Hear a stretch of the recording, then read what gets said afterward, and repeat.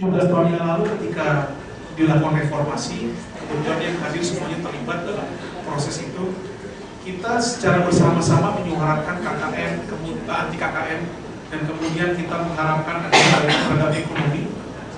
Tapi kemudian kalau kita perhatikan sekarang, perbaikan ekonomi Indonesia ternyata tidak berpihak pada orang-orang yang kita harusnya dibela. Contohnya seperti yang terjadi pada tahun reformasi tersebut. Nah, teman-teman sekalian, berarti ada yang salah dalam proses pembangunan di Indonesia. Ada yang salah dari proses reform. Ada hal yang berkembang kurang tepat dari reformasi yang kemudian kita gulirkan 17 tahun yang lalu.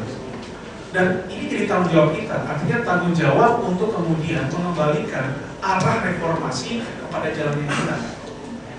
Seorang peneliti namanya Vineta Yadav, peneliti dari Pennsylvania State University, bilang kalau partai politik partai politik mendominasi penentuan agenda legislatif, maka tingkat korupsi itu bertambah 11%.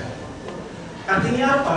Artinya harusnya partisipasi masyarakat terhadap penentuan agenda politik harus tinggi. Ketika reformasi seolah-olah semuanya dilepas kepada partai politik yang dibiarkan untuk menentukan agenda reformasi. Sementara kelas menengah yang terbentuk berdasarkan reformasi itu kemudian lepas tangan, udahlah itu urusan partai politik. Ternyata penelitian menunjukkan bahwa kalau kemudian semata-mata partai politik yang diberikan sementara agenda politik, korupsi meningkat sampai 11%. Artinya apa? Artinya tugas kita sebagai masyarakat sipil itu kemudian terlibat pada penentuan agenda kebijakan publik agar kemudian dia berpihak pada masyarakat. Sekarang politik kita, legislatif kita semuanya tersandera. Gimana mereka mau ngomong tajam, gagah, berani gitu ya? Rata-rata 80% banyak kasus masing-masing pribadi, gitu kan? Kemudian ya saat ini pemerintah yang sedang berkuasa ya sudah kosong kekuasaan selama berapa tahun, jadi euforia, ya. Jadi ya kondisinya bolak-balik terus nih politik kita. Sehingga saya pikir memang harus ada konsolidasi yang konstruktif, ya.